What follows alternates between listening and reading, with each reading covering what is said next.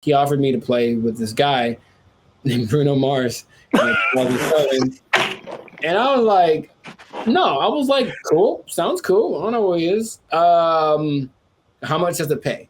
And they're like, it's free. And I was like, yeah, kick rocks, bro. I don't know.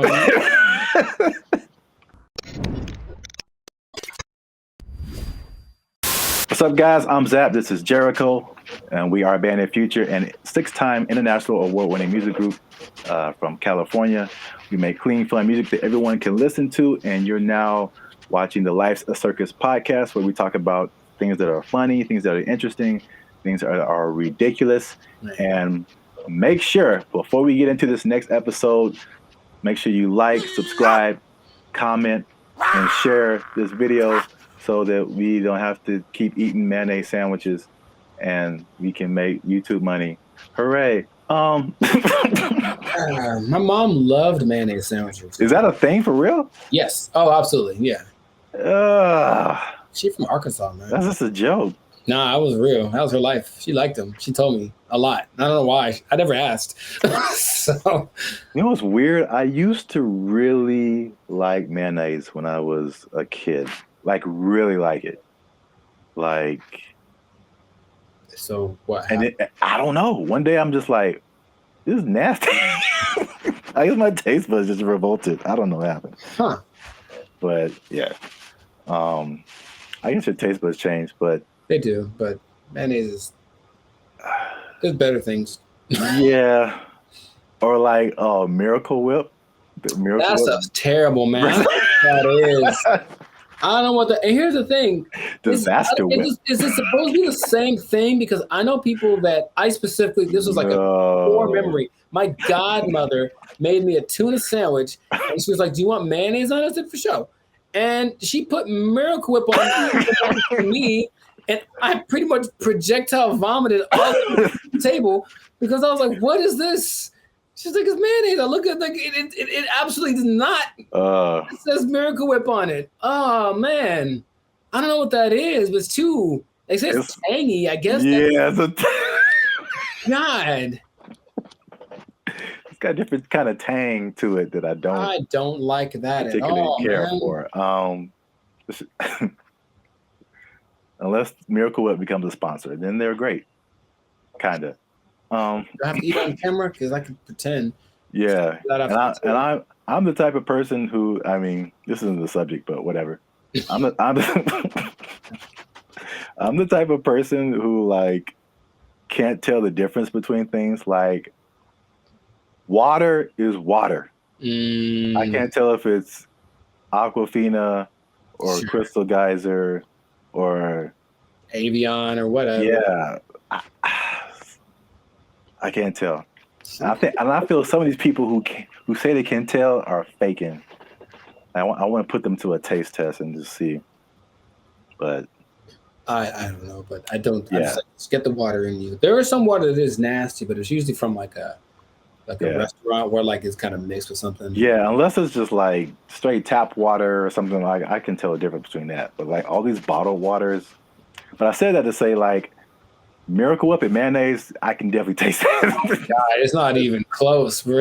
They different, bro. I'm sad now. Well, maybe this topic will make you happy. For people who don't live in Los Angeles, and probably this happens in New York too, but definitely in Los Angeles. Los Angeles, Hollywood. Known as the hotspot for celebrities. A lot of celebrities live here, things like that, and it's kind of a different experience when you live here versus like anyone else around the country or around the world. You just see these people on TV, and so it's way different when you live here and you see them out in normal life. That's the thing that happens, or possibly for you, but for me especially, you work with them, and you just got to be cool. You can't you can't be the guy, oh, Jennifer Aniston, I love you, and you're like working beside her. You can't like be like that. Security will remove you quickly. Right. So I guess this will be interesting for people to learn about us and our interaction with celebrities. Um, are there times when you just kind of seen celebrities randomly or spoken to celebrities randomly, or maybe been, I don't know, offered a gig to perform with them before they blew up and become one of the biggest pop singers in history? I mean, it could be anyone. Maybe someone whose name rhymes with Muno Bars. You know. Don't know what you're talking about. Okay. Okay. So I can just too. So it's like, yeah. The first, I guess, celebrity I met was Vivica Fox, Okay. and she was really. It was like like early 2000s. Like, she was at the height of her powers, and she like it was like a signing, nothing crazy, but she spoke to me for like a minute or two. It was really weird, and she was very nice. But it felt weird seeing someone that I think fame is an interesting thing. Seeing someone that at least you've seen them before, who knows nothing about you or never seen you. That's an interesting interaction. Usually you meet someone and it's mutual. I don't know you, you don't know me. So for a famous person, it's kind of like you go at them with it's an expectation, I think. And so that can be kind of weird. And for a lot of celebrities, I've heard they don't like the idea of not being able to make a first impression because you already have an impression of them. So that's kind of an interesting dynamic of it. But I think it's cool. You do feel a little bit, I feel personally a little strange, that dynamic. So I'm like, yeah, I know this person. They don't know me. It's so weird. So, and anyways, I digress. So you were at a signing for, she was signing a book? Some movie, a book or a movie, either one. It wasn't like a lot of people there. It was, pretty chill, but yeah, she was there. And yeah, it's just nice. Just talk to me. I think she shook my hand.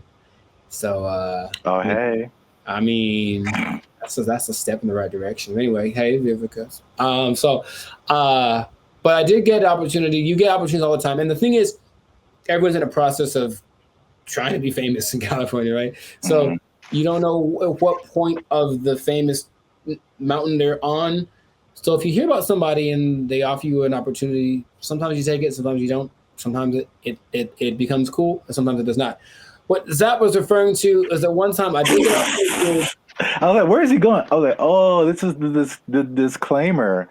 I did get offered a gig at the Staples Center probably like 2007, 2008 to play for this guy. This is a show, and I didn't know a guy I knew named Troy. Yeah, Troy Loretta. Sorry if I said his name wrong. He's pretty accomplished, but he offered me to play with this guy named Bruno Mars. And I was like, no, I was like, cool, sounds cool. I don't know who he is. How much does it pay? And they're like, it's free. And I was like, yeah, kick rocks, bro. I don't know. Who this Bruno Mars guy is? Boy. And then it turns out, now the thing is, if I had taken the gig, does that mean I'd be on tour with Bruno Mars right now? Maybe. But but what it is that you just don't know, right? Yeah. And a lot of my friend ran into the guy from Twilight before Twilight blew up. I don't know, Paddington. I don't know people's names. Yeah, Robert. But yeah, I ran into him at a Starbucks and they had like dinner for like 3 hours.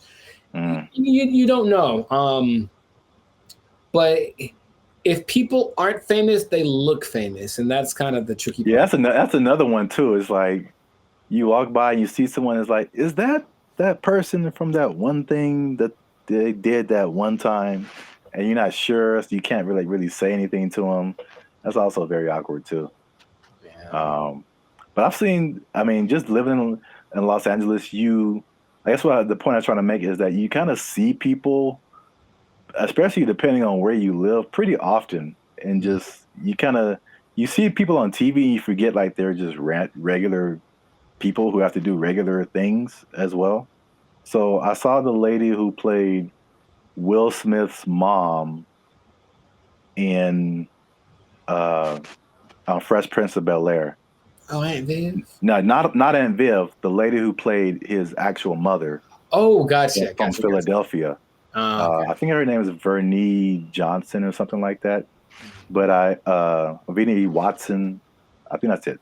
But I saw her in Costco, just like getting groceries, and I was like, at that time I was like doing a marketing promotion for like this storage set company, and I was like trying to sell her a storage set, and I was trying to be like cool and professional, but in the back of my mind, I'm like, that's Will Smith's mom. Mm-hmm. That's Will Smith's mom. I'm talking to Will Smith's mom. It's like she just showed up in Costco, and then another time I was in a grocery store, and our friend Magic Johnson walked in, and he's just buying groceries, dude. Just like in his community. In his community, man. No hats, no colors, just fruits and vegetables.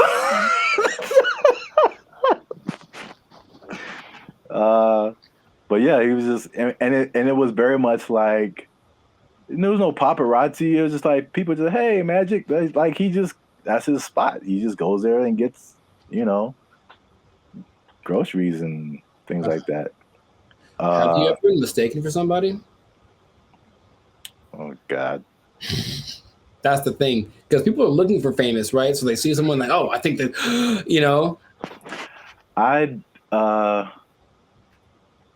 I don't get mistaken for people, but because I don't think I've been in enough stuff to be like, because sometimes if you're in enough stuff, people are like, I recognize that guy from something, but I do get the you look like so and so all the time, and it gets worse and worse.